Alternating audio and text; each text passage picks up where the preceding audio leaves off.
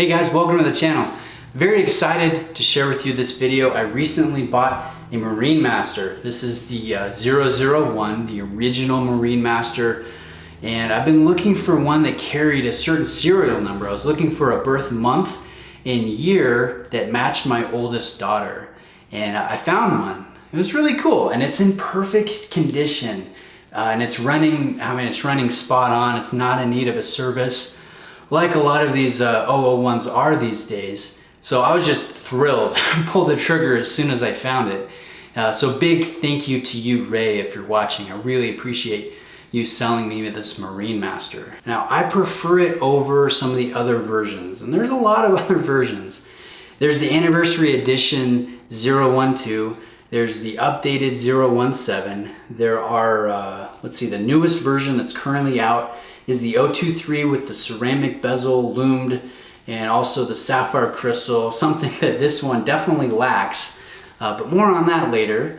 And you know, there are some other cool Zimby edition versions. I reviewed the limited SLA 019, the green Marinemaster. That was a pretty beautiful watch. But the 001, that's my pick. That's my favorite. Why do I say that? Well, it's the first Tiffany diver that Seiko mass produced. And by Tiffany, I mean their high-end version.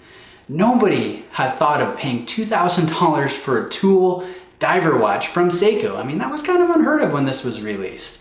And they did a great job. Seiko did a great job with this. The quality, the feel on wrist, the small details of the dial, it's all present here. It has the magic about it. And it was so successful that Seiko kind of carved itself a little market that they're filling these days and kind of going even higher in the price categories with other models and releases. So the Marinemaster, the original, kind of paved the way for that.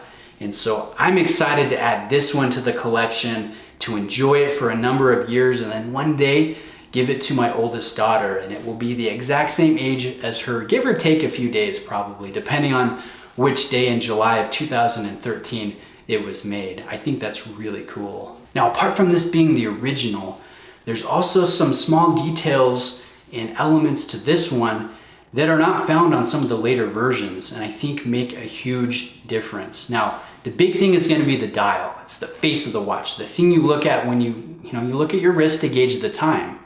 And these original 001s have large applied markers that have a larger metallic area, as opposed to newer versions. There's more reflective area for light to play off of. I like the more substantial look, but the thing that looks awesome is the hand applied lume. Now take a look at this. Notice all the undulations here in each applied marker. It's kind of crazy. It has that artisan feel. Some of you may not think that. You might think that just looks like ucky imperfections, right? But no, I think this looks amazing.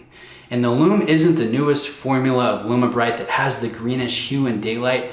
This has that more unsaturated, almost creamy tone in just natural light, which I think helps add kind of a soft, inviting appearance to the face of the watch. I think it's beautiful. You look at newer versions, and I'm gonna drop in macro of an 017 that I owned, as well as the newest SLA, the green one. You can see the applied metallic areas are a lot smaller, and then you've got machine-filled lume that just doesn't quite have the magic of these 001s. Now, it's a small detail. The new ones are still awesome and amazing watches, and I'm not trying to bag on you if that's what you own. I'm just saying that I prefer the 001s. I think it makes a difference. It makes a difference to me. Now, there's other things too. This one does not have MEMS technology in the production of like the pallet fork and the balance wheel, which I think is a significant aspect that I prefer of the newer versions. But this one also doesn't have DiaShield, which I like.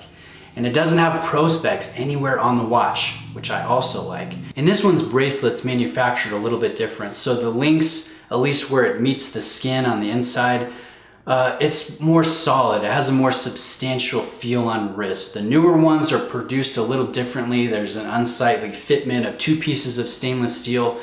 And I think it just has a little bit more flex and rattle on wrist. It's not quite the same feel as these 001s, which I think are just a tad more substantial and secure on wrist, if that makes sense.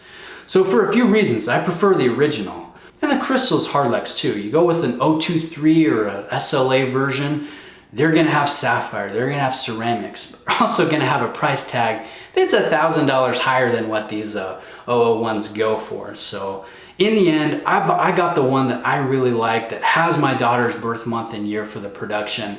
I'm excited to give it to her. I'm excited to enjoy it until that date, and excited to share with you guys today. So thanks for taking the time to watch. Let me know if you have any questions. Big thank you to you, Ray, for selling me this one. I appreciate it, and I'll see you guys in the next video.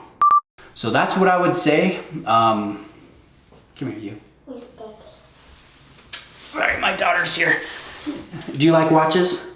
Yeah. Yeah, you have a few of your own, don't you? So that's what I would say. Let me know if you guys have any questions.